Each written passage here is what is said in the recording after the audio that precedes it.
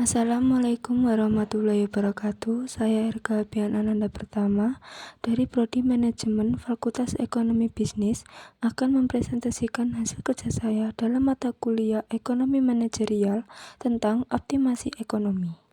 Yang pertama, pendahuluan. Ekonomi manajerial sebagai penerapan teori ekonomi dan peralatan ilmu pengambilan keputusan untuk mempelajari bagaimana suatu perusahaan dapat mencapai tujuan dengan maksud cara yang efisien. Tujuannya, maksimisasi laba atau nilai perusahaan, meminimumkan biaya dengan kendala tertentu. Optimasi ekonomi adalah alat yang sangat penting dalam pengambilan keputusan ekonomi. Penggunaan yang tepat dapat meningkatkan efisiensi, produktivitas, dan kesejahteraan ekonomi secara keseluruhan. Tantangan utama adalah penerapan model dalam situasi dunia nyata atau kompleks. Yang selanjutnya, pentingnya optimasi dalam keputusan manajerial. Yang pertama yaitu memaksimalkan keuntungan. Optimasi memungkinkan manajer untuk menemukan kombinasi terbaik antara input dan output yang memaksimalkan keuntungan. Ini membantu perusahaan untuk mengidentifikasi cara paling efisien dalam mengalokasikan sumber daya, menetapkan harga, atau mengatur skala produksi. Yang kedua, efisiensi sumber daya. Setiap perusahaan memiliki keterbatasan dalam hal sumber daya modal, tenaga, kerja, bahan baku.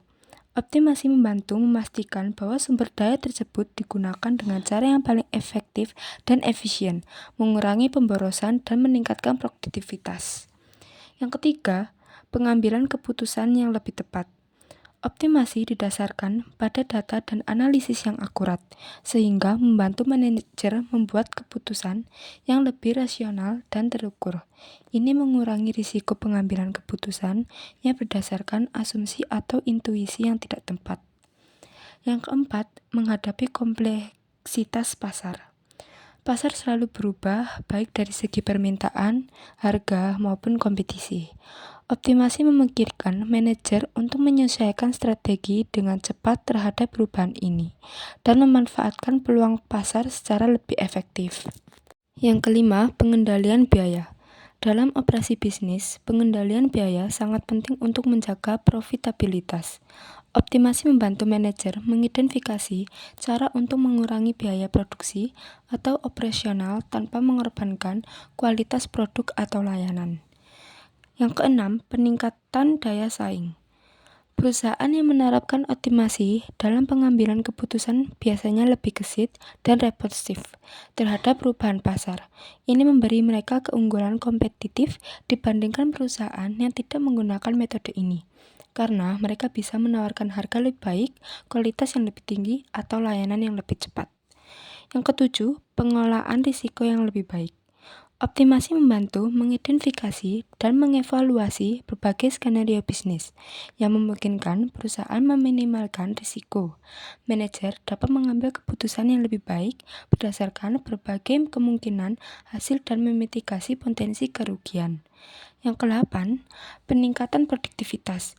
Dengan menggunakan teknik optimasi, perusahaan dapat meningkatkan efisiensi proses operasional yang secara langsung berdampak pada peningkatan produktivitas.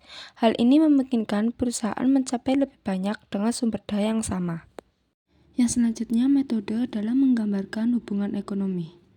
Ekonomi dapat digambarkan dalam bentuk: pertama, persamaan; kedua, tabel; dan yang terakhir, grafik. Bila hubungannya sederhana, tabel atau grafik dapat mencukupi, namun bila hubungannya rumit, maka harus dibentuk sebuah persamaan. Analisis optimasi. Analisis optimasi adalah analisis yang digunakan untuk mempelajari proses perusahaan dalam menentukan tingkat output yang memaksimumkan laba. Terdapat beberapa cara, yaitu yang pertama, maksimisasi laba dengan pendekatan penerimaan total dan biaya total. Yang kedua, optimasi dengan analisis marginal. Dan yang ketiga, optimasi dengan kalkulus diferensial atau dengan konsep diferensial dan turunan. Yang selanjutnya adalah istilah-istilah penting. Yang pertama, TRM biaya. TC total cost, total biaya. AC average cost, biaya rata-rata. MC marginal cost, biaya marginal. Yang kedua, TRM penerimaan, TR total revenue, penerimaan total, AR average revenue, penerimaan rata-rata, dan yang terakhir MR marginal revenue, penerimaan marginal. Yang selanjutnya adalah pendekatan TR VSTC dan pendekatan analisis marginal. Yang pertama, maksimisasi laba dengan pendekatan penerimaan N total dan biaya total. Dengan rumus P sama dengan TR dikurangi TC dikurangi dalam kurung 3 ED. P sama dengan laba total, TR sama dengan pendapatan total, TC sama dengan biaya total. Yang kedua, optimalisasi dengan analisis marginal. Yang pertama, perusahaan memaksimumkan laba total pada Q sama dengan 3, di mana selisih TR dan TC terbesar, MR sama dengan MC, dan fungsi berada pada titik tertinggi. Yang berikutnya adalah model-model optimasi.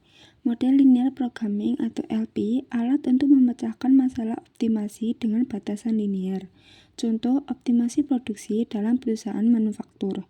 Yang kedua, teori permainan atau game theory, menganalisis strategi yang diambil oleh pelaku ekonomi dalam situasi persaingan. Dan terakhir, model dinamis, optimasi dalam rentang waktu seperti konsumsi dan investasi. Dan berikutnya adalah kalkulus diferensial. Yang pertama, analisis optimisasi dapat dilakukan dengan lebih efisien dan tepat menggunakan kalkulus diferensial yang didasarkan pada konsep turunan. Kedua, bermanfaat bagi masalah optimisasi terkendala. Yang ketiga, fungsi Y sama dengan F dalam kurung X. Dan yang terakhir, jika menunjukkan perubahan nilai, maka menggunakan tanda A sehingga menjadi AX dan AY.